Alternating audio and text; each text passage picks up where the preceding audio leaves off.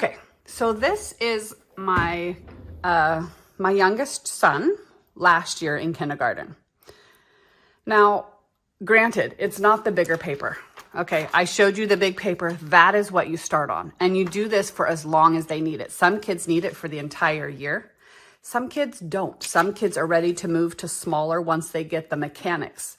But I'm going to tell you, when they are first starting out, making this 2 o'clock A is going to be hard enough on the big paper.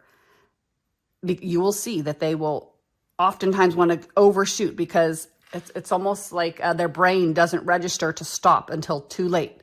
And then they go down and they're thinking, I need to stop, but they go under the line. If you make it too small to start off with, they're destined for failure. So this right here is big enough that they can quickly, for the most part, learn to stop when they see those lines.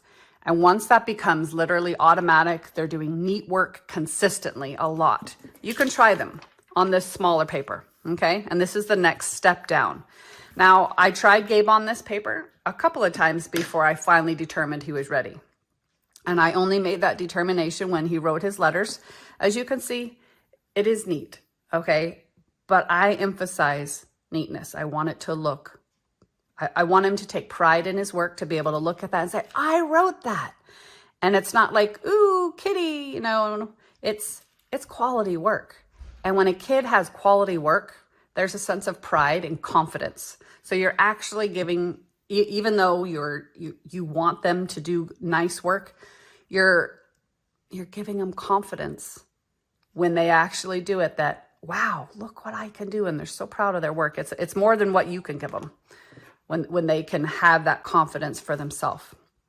So anyway, a lot of kids you will see will slowly come further and further and further. So I try to remind them, oh, let's come back over to the line. They don't have a sense of boundaries in kindergarten, right? That's why we're training them. That's why we tell them, don't go up, don't leave this room. And they look at you, you know, when they're younger, little toddlers, right? And they take a step over, right? They're testing their boundaries constantly. These are physical boundaries for them to see, okay? And they need these physical boundaries for quite a long time, all right? So don't be in a rush to take away the paper. So we'll start with the big paper. They may need that big paper for the entire kindergarten year. Let them have it, okay? This was in April, the end of April of his kindergarten year, all right? Now, when they make mistakes, all right, we erase, and we erase neat. So if he goes to a race and it's just partway erased, I help him finish it.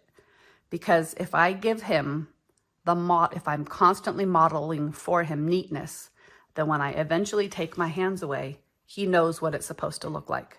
But if I just let him erase halfway and write over it, that's where you get the habit of sloppiness, okay? But this is actually what all 5 of my kids did in kindergarten, all right? Exactly what I showed you in all of these, the way to write all of these letters. This is exactly how neat a kindergartner can write. Now, there are a few times where this might not be the case, where there might be some motor issues. And I have a video coming out. There is absolutely stuff you can do to help with motor control, but not in handwriting. There's some really simple, basic, fun things that they can do. So I will get into that later. But I would encourage you, make good habits of the mind. Make good pathways through the mind of neatness, attention to detail. Anymore, I don't have to tell them neat. He this was the end of kindergarten, and you're going to think, okay, you know, this kid is on the road, right? The beginning of first grade this year, he didn't do this. He didn't do this at all. He was like getting all sloppy and stuff. And I went back to, I didn't say bad boy. I wasn't demeaning. You know what I did? For the first week of school, we pulled out the game, which we play these games every day in spelling anyway. We pulled out the game, and instead of doing our spelling words, we just reviewed our alphabet. Okay, give me 5 A's. He would write me 5. What happened to that number 2A? Gotta fix that. So he would fix it, and he erased it and wrote it nice. Good job. Roll the dice. Let's go. Do you see? It's fun. It's building. You might not think it's fun, They do, okay? So, and they're rewarded every time they fix it and do it right. So I don't say to them, oh, well, you did it wrong that time, so you're going to try again. Give me 5 more A's. No. As soon as they fix it, I let them roll, okay? And that's honestly, when I print these things out for you, I'm going to have some that already have stickers and stuff all over it and little things to do.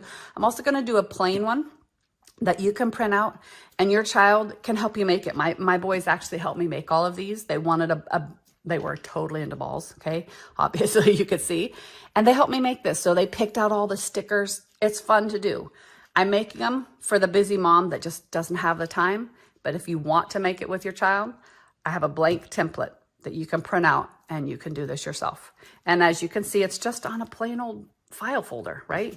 You fold it back up, put it on the shelf for the day. I did laminate mine because I wanted it to last. And here I am. Let's see, 10 years later.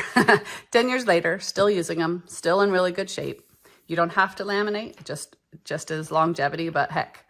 You're going to print mine out, put it on here. You could reprint a new one every day. I mean, every year if you want, because they're free. So anyway, that's how I do this.